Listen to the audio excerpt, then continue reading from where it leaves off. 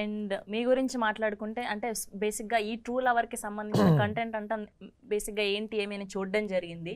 So specially మీకు cinema పట్ల అంటే దీని పట్ల ఎంత ప్యాషన్ ఉన్నారో అర్థమైంది. తెలుగులో డబ్ చేస్తుంటే ఒక్కొక్క వర్డ్ ఆ వీడియో చూడడం జరిగింది.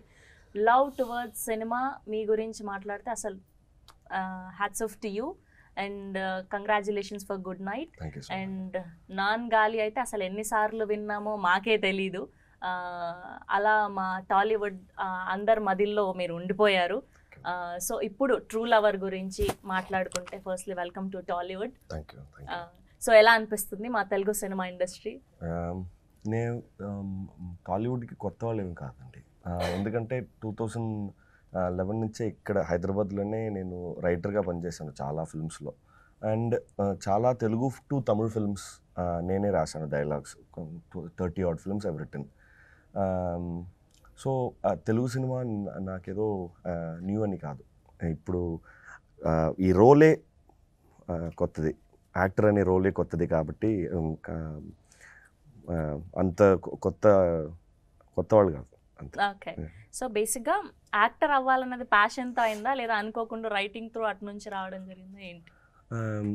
నాకు క్లియర్గా ఏమని ఒకటి కాదు, సినిమాలో ఉండాలని ఉంది తప్ప ఇది అవ్వాలని ఒక కాంక్రీట్ సాలిడ్ నిర్ణయం ఏమి కాదు.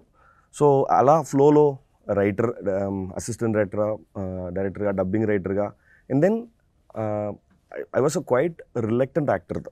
I'm not a trained or a confident actor. I was a bit hesitant towards acting, but since it turned out to be another career, so I opted for it.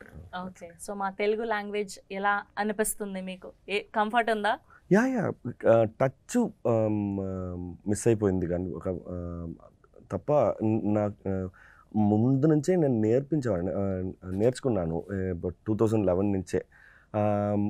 చాలా Telugu cinema, Tamil to Telugu cinemas నేను dubbing చెప్పాను చాలా సినిమాస్లో. అలా నేర్చుకోవడం జరిగింది. మధ్యలో touch లేదు. ఇప్పుడు కొంచెం కష్టంగా ఉంది ఆ టచ్ తీసుకురావడానికి. ఓకే.